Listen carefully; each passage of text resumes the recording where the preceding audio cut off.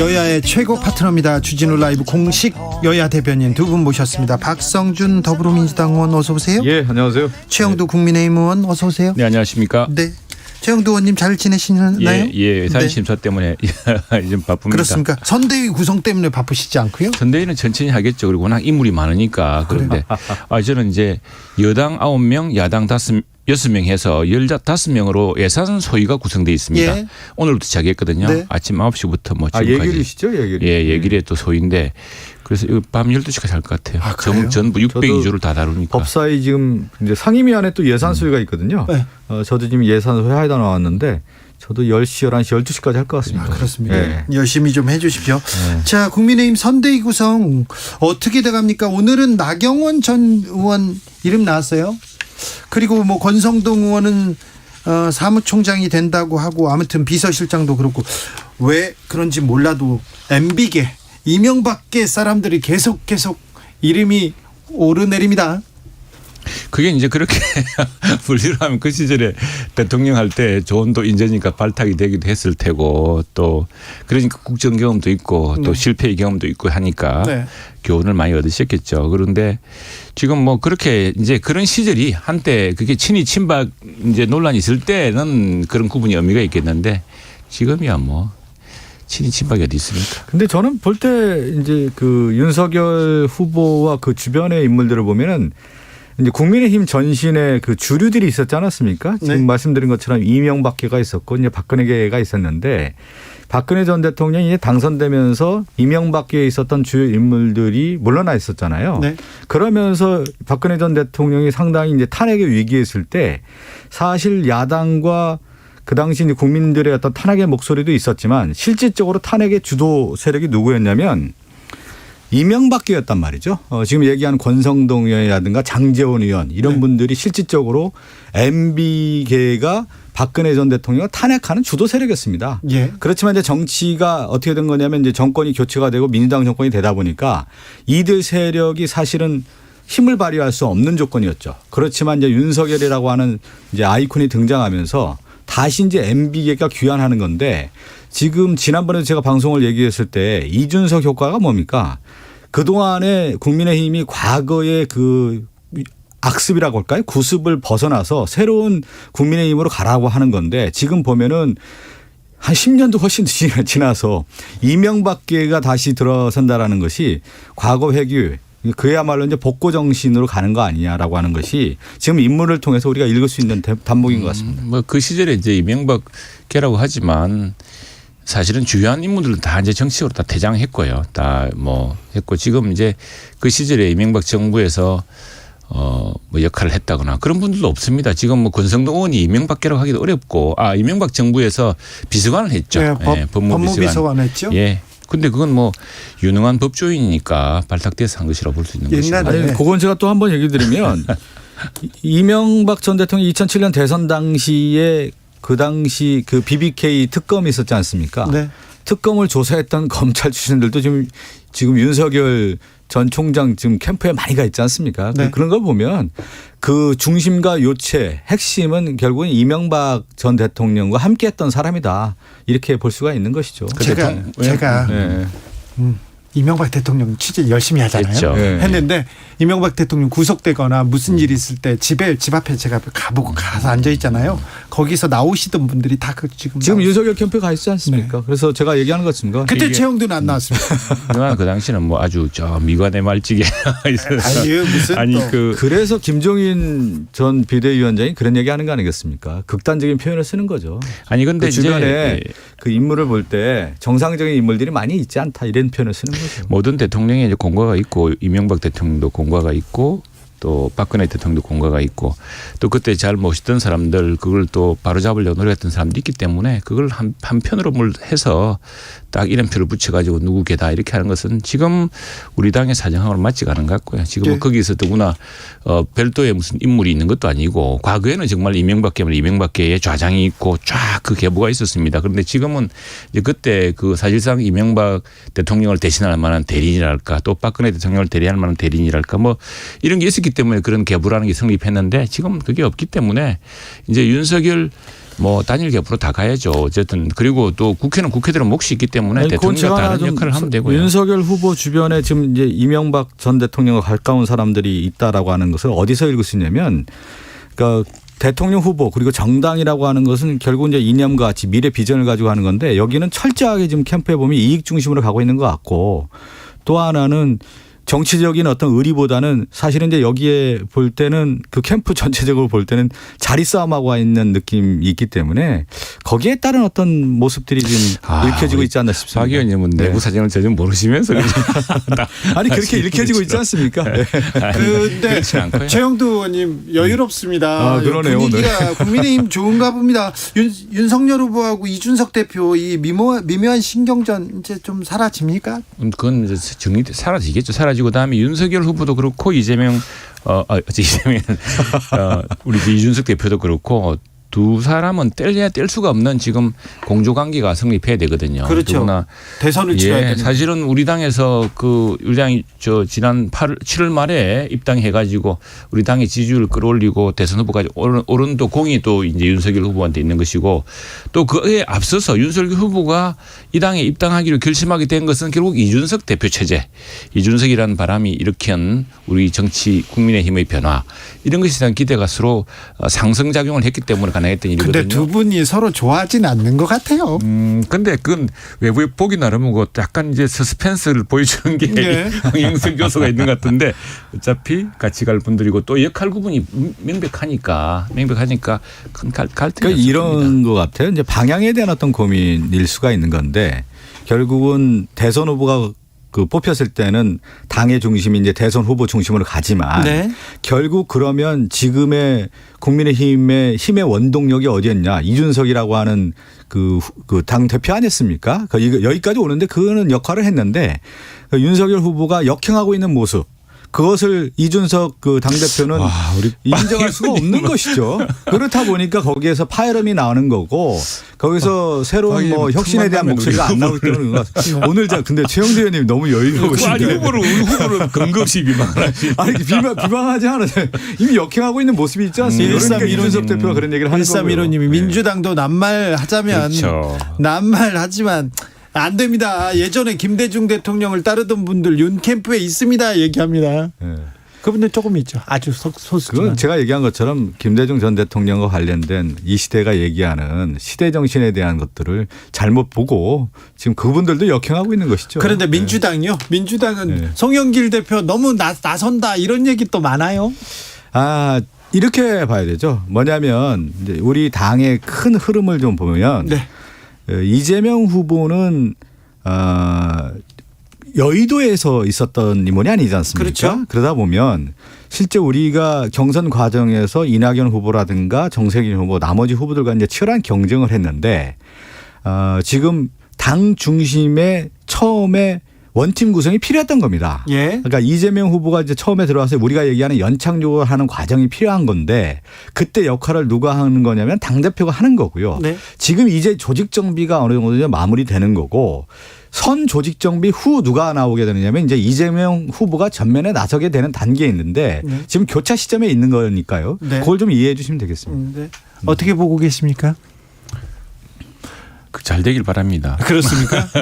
지금은 이재명 후보가 지금 민주당이 좀 폭 쌓여 있는 그런. 그래서 저는 사실 이럴 때일수록 정말 국가를 걱정하고, 지금 오히려 걱정은 이 예산 문제라든가 국가 재정이라든가 이런 것들을 좀, 사실은 오늘 또 지금 오늘 문화일보 석한 신문 제목이 보면 이재명 예산 거부된 국정조사 이래가지고 지금 정부 여당이 조금 충돌하는 양상입니다. 이게 이제 우리 예산 심사 소위여서 이 문제는 저희도 잘 알고 있는데, 지금 이제 좀 국가적인 미래 또 당장의 난관 이런 것들 극복하는 데 조금 집중했으면 좋겠고, 당대표와 후보 간의 그런 역할 분담도, 이게요, 원래 이웃이 잘 되면 또 옆집도 잘 됩니다. 그러니까 이게 서로 다 안 되면은 서로 다 이렇게 나쁜 영향을 미치거든요. 그렇죠. 그러니까 좀 저 당대표와 후보 사이에 좋은 이런 협력 관계를 보여줘서 우리 정치권에 좋은 운풍을 불리기 바랍니다. 민주당은 송영길 대표와 이재명 후보 상당히 잘 협조체가 이루어지고 있는 단계고요. 지금 앞서 제가 말씀드렸지만 이제 조직병 정비 이후에 이제 후보 중심의 당 조직이 가동돼야 되겠죠. 네. 이재명 후보를 민주당을 정세균 후보 그리고 이낙연 후보는 뭐 적극 돕겠다는 입장이고요. 네. 다른 얘기 하지 않고 있습니다. 홍준표 의원은 청년 플랫폼 만들면서 이번에 비례대선 안 낄 거야 그렇게 얘기하는데 홍준표 의원 잘 될까요?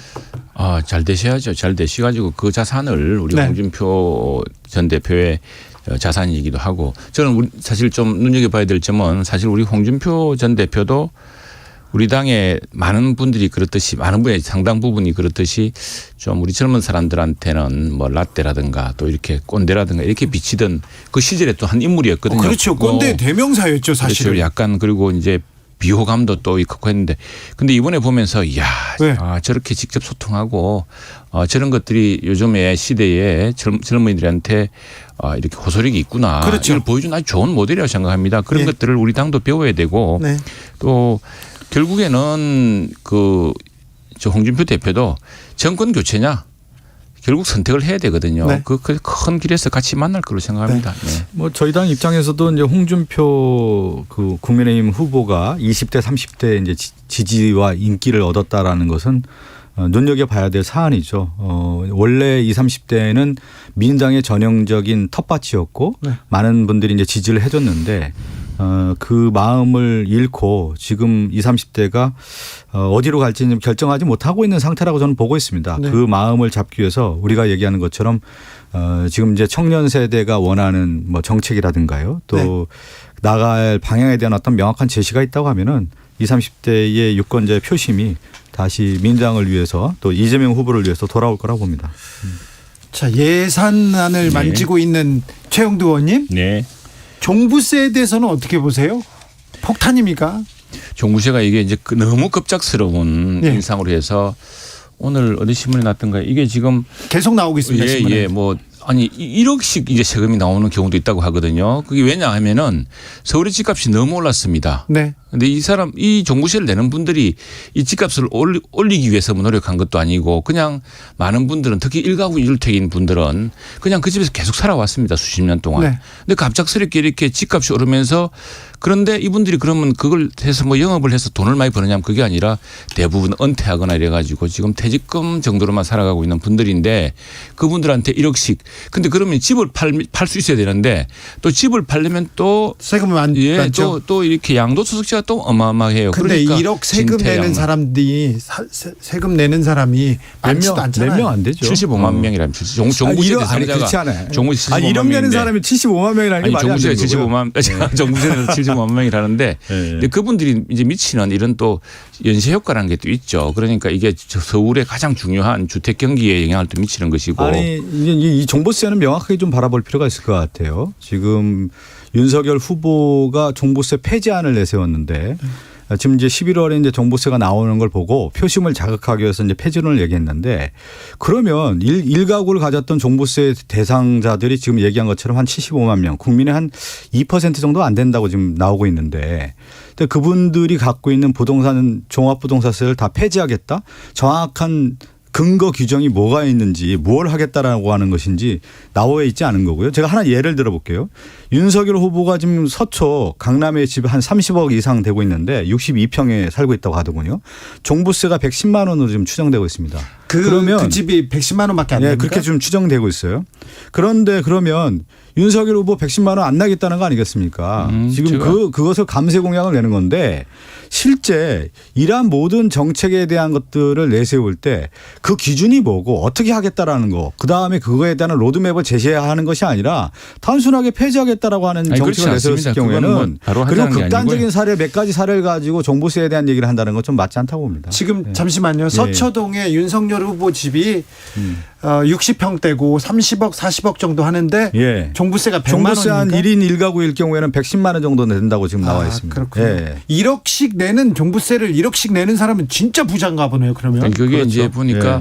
뭐 아크로 서초동에는 그게 예. 하고 공덕동에 아파트 있는. 근데 지금 서울의 전 지역의 아파트가 다 올랐거든요. 그렇죠. 2주택자들은 지금 그렇죠. 종부세 그러니까 많이. 이게 지금 2주택자, 다주택자들은 종부세가 상당히 많이 내게 갑작스럽게 되죠. 이게 많이 올라가지고 그런데 그러다면은 이게 뭔가 출구를 만들어줘야 됩니다. 집을 팔도록 해줘야 되는데 그럼 여기는 또 양도소득세도 얼마나 높으니까 그러니까 재산세냐 아니면 또 거래세 같으면 재산세가 거래세잖아요. 그러면 이 양쪽에 어떤 균형을 맞춰서 출구를 만들고 빨리 스스로 빠져나갈 수 있도록 해줘야 되는데 양쪽이 다 막혀 있고 하니까 지금 엄청난 그게 또 한편으로는 주택시장을 좀 더 이렇게 또 경직화시키는 그런 그러면 또 현상도 이렇게 있습니다. 그래서 적용을 또 할 수가 있어요. 이걸 예를 차례차례로 풀어가는 해법을 만들자는 이야기죠. 아니 이제 종부세를 그렇게 1인 1가구 해당자를 다 폐지하겠다고 하면은 예를 들어서 200평, 300평 1인 1가구 가진 사람이 종부세 해당이 안 될 수가 있는 겁니다. 그렇게 주장을 하면 그런 근거 규정 없이 그냥 단순하게 폐지하겠다고 하는 것은 정책이 아닌 거고요. 그야말로 이제 파퓰리즘의 정책이라고 할 수가 있는 건데 그 종부세 폐지와 관련된 정확한 근거 규정을 가지고 좀 얘기해 줬으면 한다는 바람이 듭니다. 아무튼 종부세 대상자십니까? 저는 아니죠. 아니죠. 예. 아무튼 종부세 여기 서초 강남에서 네. 60평대 집을 가지고 있는 사람들도 100만 원 세금 내니까 근데 그거는 따져봐야 됩니다. 그거는 조금 1인 1가구일 경우에 그렇습니다. 1인 1가구일 1인 경우에. 1가구. 근데 사실 예. 그것밖에 안 낼까요? 그렇지 않을 텐데요. 그건 조사 한번 해보시죠. 저희가 조사한 팩트 해봐야 바람은 됩니다. 폭탄인지 아닌지 네. 좀 따져보자고요. 네. 네. 자, 법사위에서 활동하고 계신 박성준 의원님. 예. 도이치모터스 주가 조작 사건 주범이 구속됐고요. 권오수 회장도 오늘 구속 여부가 결정됩니다. 네.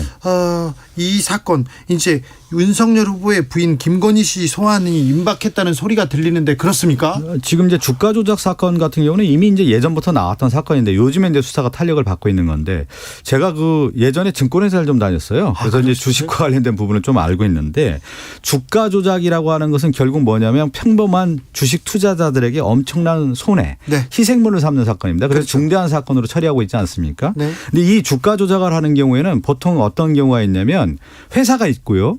또 하나가 뭐냐면 이제 전주가 있어요. 네. 그리고 선수가 있고요. 예. 이런 이제 유기적인 어떤 관계를 통해서 주가를 조작하게 되는데 지금 보면은 도이치모터스 회장의 권오수 회장이 오늘인가요? 오늘 영장 실질심사에서 이제 구속 여부가 결정되는 거고 실질적인 이제 그 주체가 되는 거고요. 이 주가 조작을 한 선수가 이정필이라는 사람 아니겠습니까? 예. 이모 씨였는데 네. 이 사람이 지금 아마 구속될 거로 보입니다. 네. 그렇게 도피했다가 지금 구속됐습니다. 예, 구속됐죠. 지금 도피해 있었지 않습니까? 네. 구속돼 있고요. 그다음에 지금 의혹 제기가 되고 있는 것이 윤석열 그 후보의 부인인 김건희 씨가 이 도이치모터스 사건의 전주 역할을 한 것이 아니냐라고 하는 의혹이 제기돼서 수사를 받고 있는 겁니다, 지금. 근데 이 전주 이상의 오히려 공범자냐 방조자냐 이런 것들을 모두 이제 검찰에서 조사해야 되는 단계인데 이 사건 자체가 좀 내용을 설명을 드려보면 주가 조작 거래 규모가 당시에 2009년도부터 했으니까요. 636억 원에 달하는 것으로 좀 추정하고 있습니다. 그리고 2013년도에 경찰청 중대범죄수사과 내사 보고서에서 주가 조작과 관련된 그 상세한 내용이 지금 포함되어 있다가 그 검찰의 수사가 이루어지지 않은 상태였어요. 네. 그러다가 요 근래에 지금 이제 다시 수사가 이루어지고 있는 상황인 것입니다. 내사 보고서는 박근혜 정부 시절에 만들어진 거. 2013년이니까요. 최영도 의원님. 그 정부세 문제는 좀 민감한 문제니까 조금만 이야기를 더 보태면은 네. 이 정부세를 재검토하겠다 그랬죠. 재검토하는데 왜냐하면은 폐지하겠다고 얘기했습니다. 아닙니다. 재검토하겠다고 했던 거고요. 이게 왜냐하면 지금 정부가 발표한 국세 세입 예산안을 보더라도 올해 종부세 수입이요 작년보다 42% 급증하고 있습니다. 이제 30%가 집값이 있고. 엄청 올랐으니까요. 그러니까요. 그러니까 그건 집값 올랐지만 집을 직접 팔거나 해서 바로 소득을 얻지도 못하는 사람한테 엄청난 부담이 가고 있기 때문에 이 문제를 어떻게 할 것인가라는 이런 문제에 대한 이제 조정안 같은 걸 연구한다는 거고요. 다음 도이치모터스 이거 보면 이 사건이 언제 이야기인 줄 아십니까? 2009년 10년 전 이야기입니다. 10년 전. 네. 10년 이야기고 오랜 이 역대 정부를 거쳐서 계속 나왔던 이야기고 특히 이게 지난해 4월에 열린민주당 최강욱 의원의 고발로 수사가 시작되었는데 이 중앙지검이 최대 화력을 자랑한다는 반부패 강력부 검사들을 대거 투입했습니다. 1년 6개월 동안 틀었어요. 나오지 않았습니다. 그리고 검찰 내부에서는 수사팀이 김건희 씨 혐의점을 파가지 못했다는 것이 중론인데 그게 무슨 이야기냐면은 그때는 저 조국 장관, 추미애 장관 또 여당 전체가 똘똘 뭉쳐가지고 윤석열 때려잡기였습니다. 그 시절에 그 반윤석열 사단들이 검찰에서 모여서 했는데도 불구하고 나오지 않은 10년 전 사건인데 그 사건을 이제 선거를 앞두고 다시 끄집어냈다는 것도 대단히 정치적이지만 지금 어쨌든 오늘 밤에 구속영장이 청구된 그노스 도이치모터스 회장 영장 여부가 우선 주목이 되고요. 그래서 지금 뭐 어쨌거나 이 최악의 검찰이 최악의 지금 모습을 보이고 있는데 만약 이런 상태에서 이제 김건희 씨죠. 저 지금 윤 후보의 배우자를 소환을 붙일 수가 있겠죠. 지금 검찰이 보니까 뭐 예사 정치 검찰이 아닙니다. 자발적으로 그 수족이 돼가 저렇게 하고 있는데 그렇게 될 경우에는 굉장히 큰 이제 이게 정치적으로 과연 그러면 여당이 유리할 것이냐, 국민들은 어떻게 생각할 것이냐. 아니 이건 10년 동안 멀쩡한 사건이 그래서 그건 명백한 증거와 사건으로 이야기해야지. 그 당시에 모든 사람들이 투자를 하고 하는데 그게 그만한 사건이었으면 1년 6개월 동안 저 검찰 내부의 가장 우수한 팀들이 붙어가지고 못 찾았겠습니까? 그러니까 이거는 지금 얘기한 것처럼 당사자들이 지금 나와 있지 않습니까? 네. 주가 조작을 했다라고 하는 것이 명백한 사실이고요. 그럼 네. 주가 조작을 누가 했느냐에 대한 부분이 지금 밝혀지는 거 아니겠어요? 네. 그 사람이 바로 지금 오늘 구속영장 실질심사에 있는 도이치모터스 권오수 회장이 있는 거고. 주범과 지금 주범이 있는 거죠. 예, 그다음에 선수라고 하는 이정필이라고 하는 사람이 지금 구속돼 있는 상황이고. 그런데 이들과의 아주 유기적 관계에 있었다라고 하는 사람이 누굽니까? 윤석열 후보의 부인 아닙니까? 김건희 씨와 관련된 연루 의혹이 지금 나와 있고 지금 앞서 설명한 것처럼 경찰 내사 보고서까지 보고됐던 내용입니다. 그래서 지금 이 수사가 탄력을 받는 거고요. 지금 수사 단계에서 어느 정도 나올지 좀 지켜봐야 되겠습니다. 최영도 의원님. 네. 김건희 씨 문제는 이 문제 말고 또 저기 그럼 크죠. 네. 이력서 문제도 있고 논문 문제도 있는데 이거 빨리 캠프에서 당 차원에서 빨리 정리하고 넘어가는 게 맞지 않습니까? 그 문제 하나 차례 해명이 되겠죠. 해명되고 해명해야 되고 또 그 네. 문제에 대해서는 그건 뭐 순리대로 될 거라 생각합니다. 제가 한번 정리를 해드리면 그 전시 협찬 코바나 콘텐츠 관련해서 협찬사들에 대한 부분이 그것이 이제 금품 수수 의혹이 있는 거고요. 저 하나 좀 지적한다면 금품 수수 의혹은 아니고 그게 지금 의혹이 제기되고 수사가 진행되고 있고요. 또 하나가 지금 감사 임명 신청의 허위 이력 제출인데 이것도 매우 큰 문제 아니겠습니까? 그리고 박사학위 논문 표절 의혹이 있고 관련된 의혹이 상당히 좀 많이 나와 있습니다. 그래서 이재명 후보는 본인이 저 석사 논문 표절 때문에 석사 논문 사실을 인정하고 그걸 다 반납한다고 했는데 그게 반납이 됩니까? 자, 그러면요. 이 문제 지나서도 공수처 수사가 계속 또 변수가 될 것 같습니다. 고발 사주 의혹과 판사 사찰 의혹 이 부분은 윤석열 후보가 직접 이렇게 관계됐다 이렇게 의혹을 받고 있습니다. 그 부분은 빨리빨리 수사를 해서 어떤 결론을 내려야 될 것 같고요. 지금 벌써 몇 개월째입니까 이 문제를. 그리고 제가 그 며칠 전에 예길이 종합질의 때 비사회 분야 종합질의 공수처를 상대로 물었습니다. 지금 그 윤석열 야당의 대통령 후보인데 4건의 수사를 지금 입건을 했습니다. 네, 그리고 감사받는 것도 많고요. 그러면은 자 공수처의 공짜가 그 공짜가 공무원의 공짜이긴 하지만 공정해야 되지 않습니까? 그래서 제가 이렇게 하겠습니다. 자 공수처의 수사 대상에 검찰총장도 검찰도 있고 하지만 대법관도 있습니다. 대법관 권순일 대법관이 그 무죄 판결해주고 대법원에서 전원합의체를 이끌었죠. 그 판결을 권순일 대법관이 결정적이었습니다. 그리고 그 대장동 경제이익 공동체의 핵심인 김만배의 그 회사 화천대유에 고문으로 취입을 하고 그것도 변호사법 위반입니다. 또 그런 사안 자체가 이 재판 거래라는 국민적 의혹을 불러일으키고 우리 사법부에 대한 커다란 의구심을 불러일으키는 대목인데 이 부분은 왜 안 하느냐, 왜 이렇게 선택적으로 하느냐 그렇게 따졌고 또 하나 이 고발 사주 이른바 고발 사주와 함께 제보 사주라는 게 또 있습니다. 이건 또 박지원 국정원장이 사실 지금 고발이 돼 가지고 공수처가 일단 그 사건은 접수해 갖고 있는 상태입니다. 그건 왜 어떻게 되느냐 차근차근 한답니다.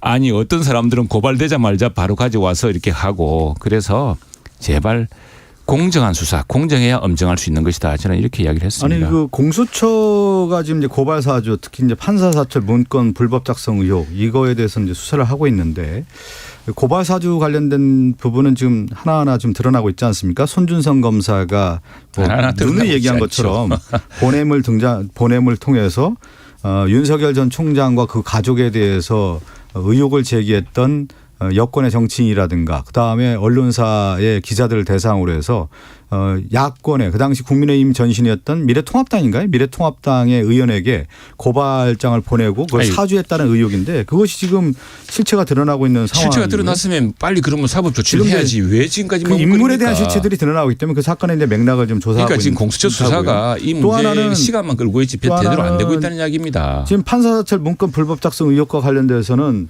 이거는 지금 지난번에 판사 행정법원에서 회의에서도 이미 명직 문제가 처분 됐던 이상에 것이고요. 해당된다라고 하면서 상당히 이걸 아니 그거는 다른 사안으로 법원에서 완전히 그러면 다른 사안으로 오고 있고. 공수처도 지금 수사를 잘 못하고 있고 검찰도 수사를 못 믿겠고 그래서 특별검사장 아닙니까 지금. 국민의힘에서는 그렇습니까? 이제 특별검사하고 저는 그래서 감사원 보고도 특정 감사를 해라. 지금 어떻게 이 기초단체도 감사원의 감사 대상입니다. 특히나 이 국민적 의혹 대상이면은 그 인허가 과정 그리고 배임의 과정에 대해서 그리고 감사원이 실제로 성남의 대장동 옆에 또 백현동이라고 있는데 거기를 식품 우리 네. 국가 연구기관이 그 땅을 팔아서 이 엄청난 이득을 남긴 거거든요.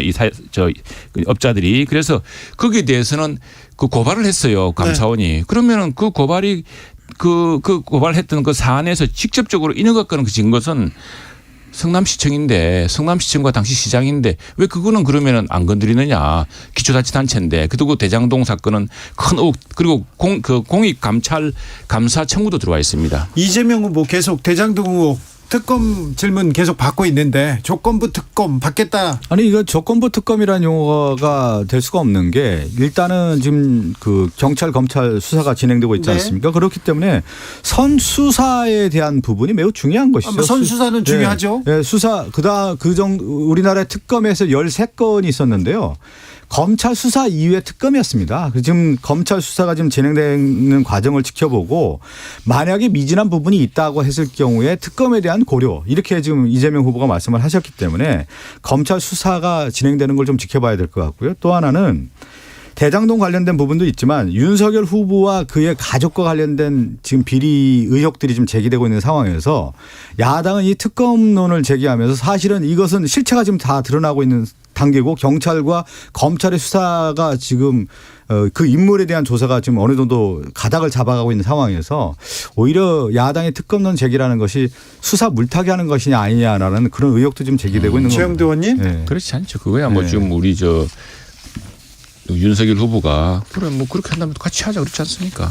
그건 뭐 당당하게 이야기할 수 있는 것이고 제발 좀 이렇게 대선을 앞두고 이렇게 수사를 벌써 지금 대장동 사건이야 9월 달에부터 본격화돼 가지고 이렇게 오고 있지만은 네. 뭐 고발 사주 그거는 뭐 그때 언제입니까? 9월 초에부터 시작돼 가지고 난리 나지 않았습니까? 고발 사주 의혹이 먼저 있었죠. 예, 그러면 지금쯤이면 들렁이 나야지. 누구나 뭐 손준성 보냄이라는 포렌식에서 뭐 그 있다면서요 증거가. 증거 있으면 왜 그 관계를 못 밝힙니까? 뭐 대장동 얘기도 있지만 이제 화천대유 관련해서 지금 곽상도 의원 50억 수수한 부분 아들이 수수한 부분이죠.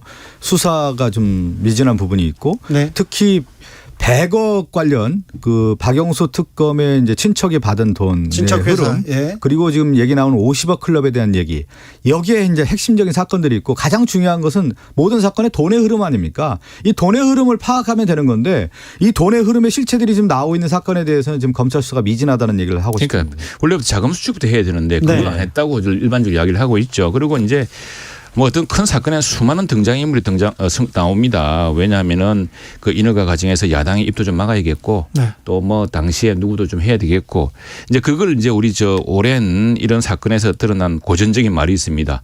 몸통과 깃털 다 네. 깃털 같은 이야기들이죠. 깃털도 다 처벌받을 거고 이미 구속된 사람도 있고 그런데 몸통이 누구냐. 도대체 이 엄청난 초과 수익을 이렇게 민간업자에게 주도록 설계한 사람 또 그리고 성남도시개발공사의 전현직 사장들이 모두 당시에 문제가 있다. 이거 초과이익 환수해야 된다고 규정을 넣자고 했는데 그걸 묵살한 사람. 박성준 의원님 몸통이 누굽니까? 몸통 얘기를 하는데 그분이죠, 돈 받은 그분. 사람이 몸통 아닙니까? 돈 받은 사람이. 그러니까 그 깃털이죠, 곽상도 그다음에 박영수 특검에 대한 조사를 지금 해야 되는 거 아니겠습니까? 깃털이고 가지고 다 또 하나 얘기 들어보면 2015년도에 이 관련된 부분이 이제 진행이 됐는데 곽상도 의원이 이 박근혜 정부 때 민정수석이었습니다. 민정수석하고 그 지금 의혹이 그래서 또 제기되는 것 중에 하나가 뭐냐, 하나은행 그 의원직 관련된 사퇴하고 대출 문제가 지금 엮여 지금 이제 있는데 검찰 조사 임박했지 않습니까? 네. 그거는 뭐 깃털이라 가지기 때문에 드러날 테고 이제 네. 몸통을 빨리 치고 들어가야 됩니다. 돈 받은 사람이 몸통인 거죠. 그렇죠. 설계한 사람이 몸통이고 네. 그분이 몸통이죠. 항상 그 돈을 받은 사람을 조사를 하면 사건의 실체를 알 수가 있는 근데 그 겁니다.